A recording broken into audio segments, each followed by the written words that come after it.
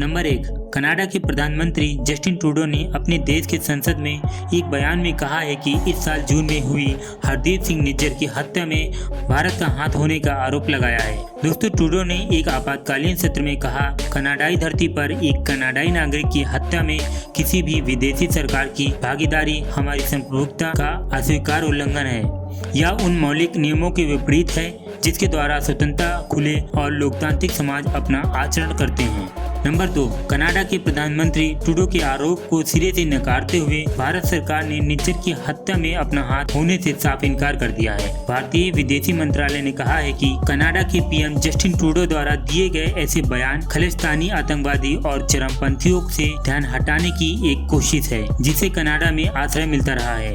ये खालिस्तानी आतंकवादी और चरमपंथी भारत की संप्रभुता और क्षेत्रीय अखंडता के लिए खतरा बने हुए हैं। कनाडा के कई राजनेताओं ने खालिस्तानी आतंकवादियों और चरमपंथियों के प्रति नरम व्यवहार अपनाया है, जो कि एक चिंता के विषय है। नंबर 3, कनाडा ने अपने प्रधानमंत्री ट्रूडो के बयान के बाद ओटावा में शीर्ष भारतीय राजनयिक पवन कुमार राय को निष्कासित कर दिया है। दोस्तों, वह 1997 बैच के पंजाब कैडर के IPS अफसर हैं और वर्तमान में कनाडा में भारतीय खुफिया agency research and analysis wing यानी कि रॉ में स्टेशन प्रमुख के रूप में तैनात थे। भारतीय खुफिया अधिकारी के निष्कासन की कनाडा की सार्वजनिक घोषणा को दुर्लभ मामले के रूप में देखा जा रहा है, चूँकि ऐसे मुद्दों को आमतौर पर विवेकपूर्ण तरीके से संभाला जाता है। नंबर 4, दोस्तों, कनाडा की कार्यवाही का जवाब भारत ने उसी की भाषा में दिया है। विदेश मंत्रालय ने दिल्ली में स्थित कनाडाई उच्चायुक्त कैमरून मैके को तलब किया है। MEA ने कैमरून को कनाडा सरकार की कार्यवाही की प्रतिक्रिया के रूप में भारत सरकार के जवाब में अवगत कराया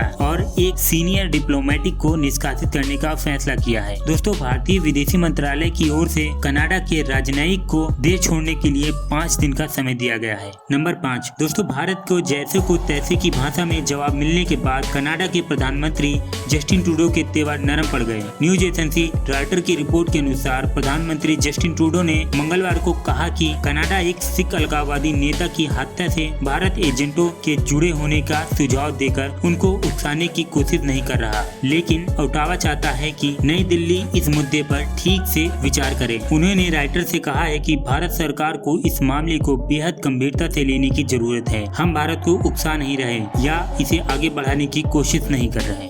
नंबर 6, रिश्तों की करवाहट के बीच कनाडा सरकार ने मंगलवार को भारत में अपने नागरिकों के लिए एक ट्रैवल एडवाइजरी जारी की है। इसमें भारत की यात्रा करने वाले या फिर भारत में रह रहे कनाडा के नागरिकों को जम्मू कश्मीर और नॉर्थ ईस्ट के राज्यों से दूर रहने की सलाह दी गई है। नंबर 7, हिंदुस्तान टाइम्स की रिपोर्ट के अनुसार G20 शिखर सम्मेलन के दौरान राष्ट्रीय सुरक्षा सलाहकार अजीत डोभाल ने अपने ऑस्ट्रेलिया, यूको और कनाडाई समकक्षों से उनके संबंधित देशों में सिख कट्टरवाद के उदय और भारतीय संपत्तियों व हिंदू धार्मिक स्थलों के खिलाफ हिंसा पर बातचीत की थी। प्रधानमंत्री नरेंद्र मोदी ने भी G20 शिखर सम्मेलन में जस्टिन ट्रूडो के साथ हुई द्विपक्षीय वार्ता में कनाडा के खालिस्तानी चरमपंथियों की बढ़ती सक्रियता और यहाँ हिंदू धार्मिक स्थलों पर हमले का मुद्दा उठाया था। भारत में विदेशी मंत्रालय ने कनाडाई उच्चायुक्त कैमरून से कहा है कि हमारे आंतरिक मामले में कनाडाई राजनयिकों के हस्तक्षेप और भारत में विरोधी गतिविधियों में उनकी संलिप्तता को लेकर हिंदुस्तान की बढ़ती चिंता को